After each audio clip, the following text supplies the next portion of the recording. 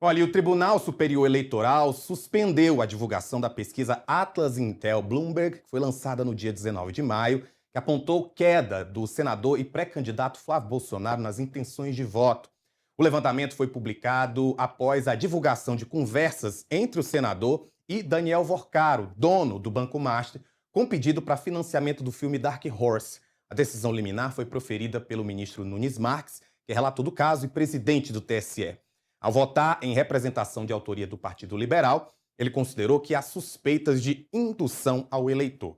O PL havia pedido a suspensão da pesquisa sob argumento de que o questionário foi construído para induzir respostas que prejudicaram Flávio Bolsonaro, extrapolando o papel de verificação da opinião pública. E para analisar as consequências políticas desta decisão de Nunes Marques, eu converso agora com o coordenador de política do Metrópolis, Gabriel Bus, e também com um especialista em direito eleitoral, Eduardo Santana da Furtado Simões e Santana Advogados. Gabriel, muito boa tarde, doutor, que nos acompanha aqui no Agora Metrópolis. Quero ouvir já a opinião dos dois, conversando conosco. Quais as implicações políticas de uma decisão nesse primeiro momento de Nunes Marques? Começando por você, Gabriel. Boa tarde, Rafa. Boa tarde, professor. Boa tarde a quem está nos assistindo. Pois é, a decisão política é que abre margem para outros candidatos que também caírem nas pesquisas acionarem um TSE, como já o fazem em muitas ocasiões, mas agora, com uma decisão favorável a um candidato, fica ainda mais plausível que outros pré-candidatos também acionem o TSE quando não ficarem contentes com as pesquisas. E aí vão também usar os seus motivos, né? O que o PL argumenta é que os eleitores foram induzidos a mudar ali a sua posição de voto ou a mudar a sua opinião depois do áudio em que mostrava Flávio Bolsonaro conversando com Daniel Vorcaro. Esse é o argumento que o PL levou ao TSE e que o ministro Nunes Marques agora provisoriamente está acatando. Claro que o pleno do TSE ainda vai julgar, mas isso com certeza abre uma margem para os partidos irem sim de forma mais ofensiva, né, criarem uma ofensiva de questionarem as pesquisas dentro do TSE. Então, Eduardo, a gente ouviu aí o Gabriel falando em relação às perspectivas eleitorais, e eu pergunto agora para o senhor quais são as perspectivas jurídicas envolvidas nessa decisão de Nunes Marques, lembrando que ela deve ser votada em plenário amanhã, na terça-feira. Bom, primeiramente, boa tarde, Rafa, boa tarde, Gabriel, boa tarde a todos que nos escutam. Do ponto de vista jurídico, eu confesso que o primeiro momento me surpreendi um pouco com a decisão, porque ela não me parecia que seria tão razoável exatamente por causa do tempo que passou entre o começo da ação e a liminar. Agora, analisando, acho que um ponto muito importante que foi usado como base pelo Nunes Marques foi um pronunciamento, inclusive, pelo CEO da Atlas, com alguns pontos falando expressamente que houve um desgaste político sobre os áudios relacionados ao caso Vorcaro, e essa eu tenho a impressão que foi a grande chave de virada que fez essa liminar acabar sendo concedida agora, porque nesse momento a Atlas ela tem um prazo de primeiro, como você bem falou, essa liminar vai ser votada, vai ser sustentada ou não pelo plenário, provavelmente amanhã ainda, se tudo ocorrer como planejado, mas em 2 dias, ou seja, agora até ainda essa semana, a Atlas tem o prazo para juntar documentos complementares que ela achar relevante, ou seja, toda a documentação técnica, todos os documentos internos que ela traga que possam ter embasado, que embasaram essas informações, vão ser juntadas no processo. E aí, com essa documentação complementar, que aí, de fato, vai ter a votação final sobre se essa pesquisa vai ser ou não expurgada do campo eleitoral, do ponto de vista jurídico, pelo menos. Doutor Eduardo, esse caso, essa decisão de Nunes Marques, ela tem algum ineditismo ou já aconteceu em outros momentos de partidos questionarem pesquisas eleitorais e conseguirem essas liminares junto ao TSE? Ela não chega a ser inédita, já tivemos outros casos, acho que o mais famoso já tem alguns anos, e não foi para uma pesquisa de presidente, foi para uma pesquisa de senador. Agora eu não tenho exatamente o número, mas já tem alguns anos que o grande debate na época era que numa pesquisa para senador foi incluído a pesquisa falando sobre o presidente, qual o candidato a presidente que o eleitor iria votar, e logo em seguida perguntando qual o candidato a senador, sendo que a pesquisa não tratava sobre os presidenciáveis, só apenas sobre o Senado. Então não é a primeira vez que isso acontece. Provavelmente não será a última, mas não é uma coisa que se tenha como comum. Os partidos reclamarem, representarem, apresentarem os seus questionamentos é normal, tanto do ponto de vista normal, no sentido de é parte do jogo, é legal fazer isso, é bom que seja feito isso, porque é preciso que a Justiça Eleitoral faça o papel dela, e ela costuma fazer de fiscalização dessas pesquisas. Agora, ser concedido não é a primeira, provavelmente não será a última, mas não é uma coisa comum de se acontecer. Acontece uma vez a cada algumas eleições. Não é uma coisa que se vê todo dia. Se isso pode ser uma tendência ou não, eu particularmente acho difícil, mas não tem como afirmar nesse momento se isso vai abrir uma tendência ou não. Para você que está nos assistindo, o Gabriel Bus acabou de receber a nota da Atlas Intel, essa que foi o instituto de pesquisa que houve, então, essa liminar. Gabriel, você lê, então, para a gente o que é que foi dito pela Atlas Intel?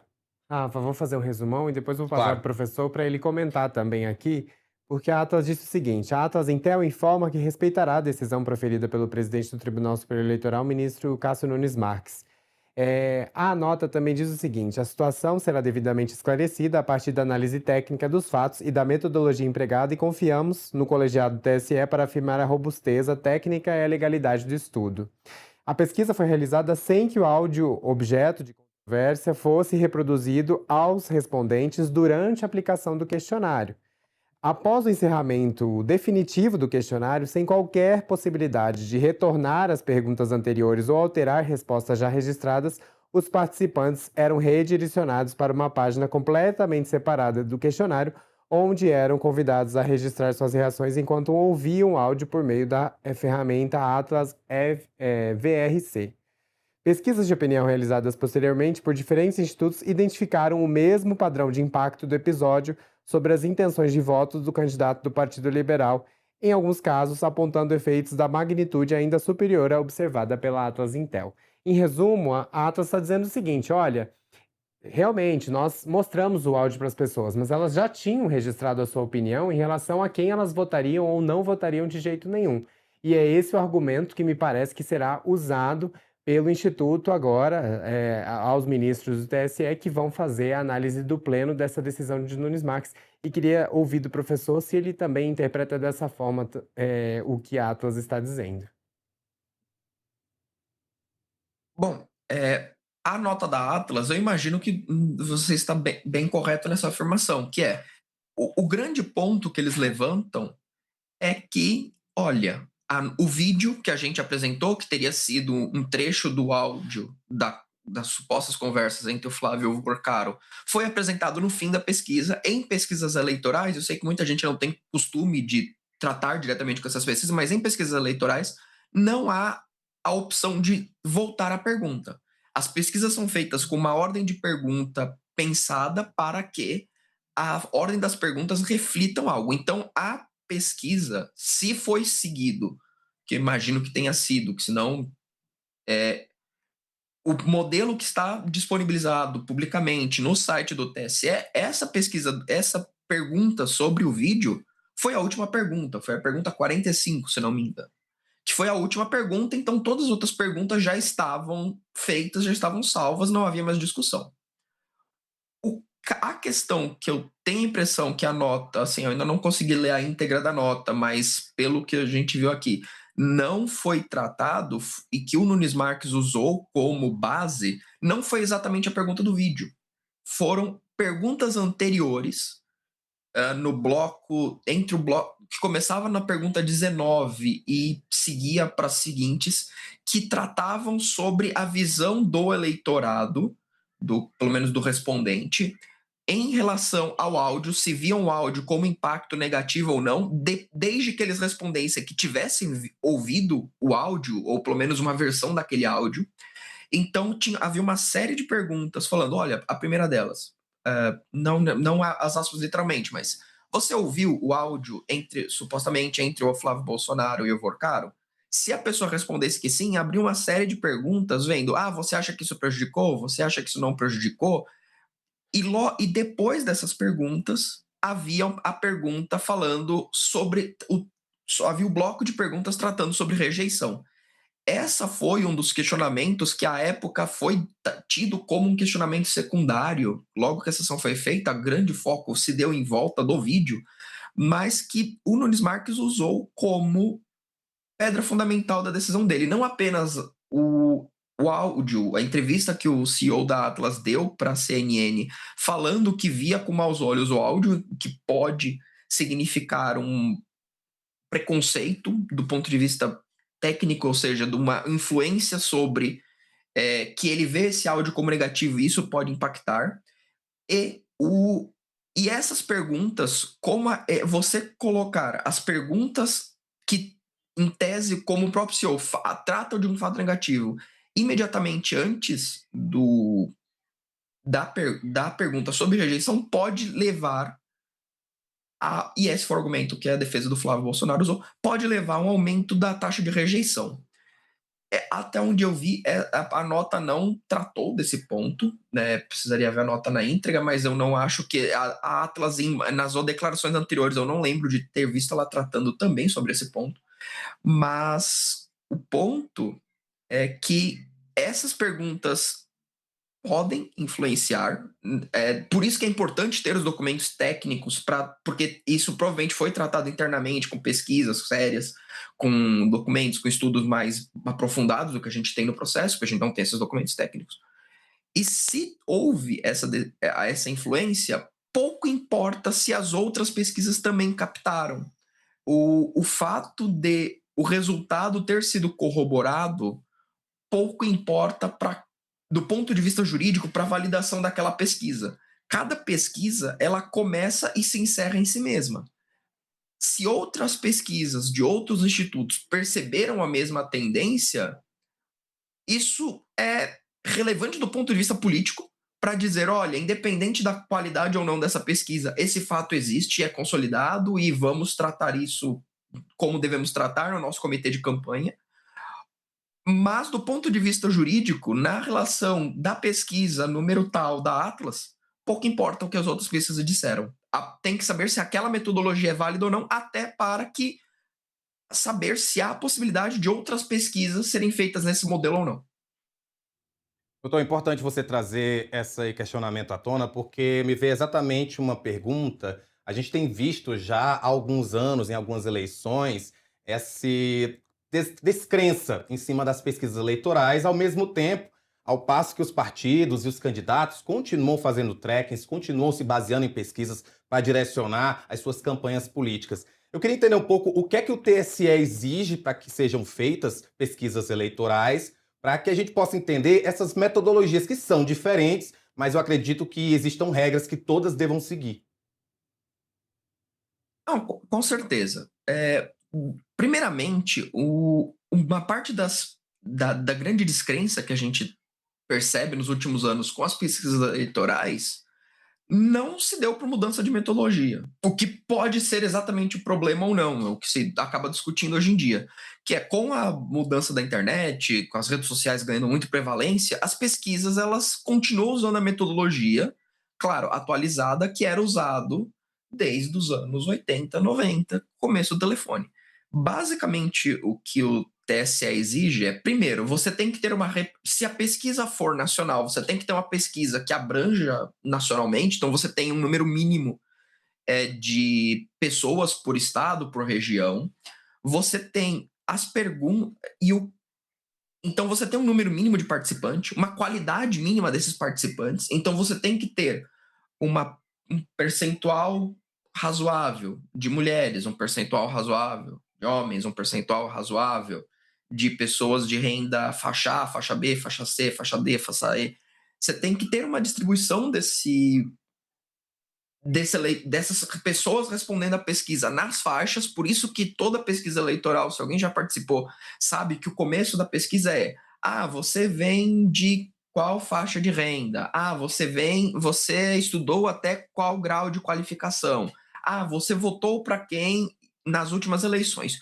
Tudo isso não é feito necessariamente por tracking dos candidatos. Os candidatos usam isso como medida internamente nos comitês, porque é importante do ponto de vista de campanha político, mas, além de tudo, é uma exigência jurídica e, mais do que isso, é uma exigência estatística. Para a elaboração da regulamentação das pesquisas eleitorais, o TSE bebe, provavelmente vai continuar bebendo, no campo da estatística, dos estatísticos, das pessoas que trabalham com estatística, porque ele tem um corpo de pessoas formadas e especialistas em estatística muito forte, mas ele costuma chamar profissionais de fora para atuar nessas regulamentações, porque o que se busca, o grande resumo da regulamentação, que ela tem vários e vários detalhes que, sinceramente, eu não lembro de cabeça, porque é coisa técnica, é coisa de porcentagem, é coisa de conta gigantesca. Primeiro, toda pesquisa tem que ser pública. Então, antes de você fazer, você tem que disponibilizar no TSE, olha, todos os candidatos, é essa pesquisa que eu vou fazer, o meu orçamento da pesquisa é tanto, quem contratou essa pesquisa é esse instituto, pode ser o próprio instituto, pode ser uma rede de comunicação, pode ser um partido, pode ser um candidato, é bem comum que seja. Esse é o orçamento, essas são as pesquisas essas são as perguntas que eu vou fazer, esse é o pool, a quantidade de pessoas respondendo que eu vou fazer selecionadas com essas medidas, e ela vai começar do dia tal a dia tal. Passa um tempo, um prazo mínimo, essas perguntas são realizadas no público e os resultados são divulgados no TSE. Não só os resultados são divulgados no TSE, não só o número percentual no final, mas uma planilha, uma tabela, com cada uma das respostas individualizadas, falando, olha, anonimizadas normalmente, mas fala, olha, o respondente A da classe C, idade tantos anos, de homem, mulher, votou, são essas as respostas. Tem essa tabela com cada uma das respostas que foram dadas, e essa base de dados, ela é depois processada, mastigada nos dados que a gente costuma ver na mídia, saindo, nos candidatos usando, mas esse ponto a ponto é preciso para você ter a precisão muito alta. Então, o resumo da regulamentação é, primeiro, tem que ser pública, 100% pública, não existe pesquisa eleitoral divulgável e que faça parte do processo eleitoral brasileiro, que não seja pública antes dela nascer, no seu elaboração. Não existe pesquisa eleitoral que não seja com uma base estatística muito forte, e o que gera mas esses dois pontos normalmente não são um problema. Normalmente o máximo que gera é questão de multa, qualquer coisa pequena. A grande questão de dificuldade é como elaborar as questões. Porque isso o TSE não tem como regulamentar previamente, porque não tem como colocar todas as perguntas. O que se tem uma jurisprudência muito forte é elas não podem influenciar a resposta. Elas têm que ser isentas. Tem que ser sim, não, 1, 2, 3, não. Não pode fazer perguntas que levem a uma tendência. Porque senão você apresentar um resultado, ainda que a pesquisa não define a eleição, porque claramente a única pesquisa que importa é a pesquisa na urna, no dia da eleição, que a pessoa votando. Todas as outras pesquisas são meramente consultivas, não muda nada o resultado, mas você ter uma pesquisa muito favorável, muito desfavorável, ainda que não mude a eleição, muda a percepção do eleitorado e isso muda campanhas inteiras. Doutor Eduardo Santana, muito obrigado por esclarecer essas dúvidas da gente. E, apesar de serem só consultivas, a gente sabe o quão prestamos atenção a pesquisas eleitorais. Qualquer novidade, por favor, sinta-se à vontade para voltar aqui com a gente no Agora Metrópolis. Eu que agradeço a oportunidade, sempre aprecio ajudar no que for possível. Uma ótima tarde a todos. A gente segue no assunto com o Gabriel.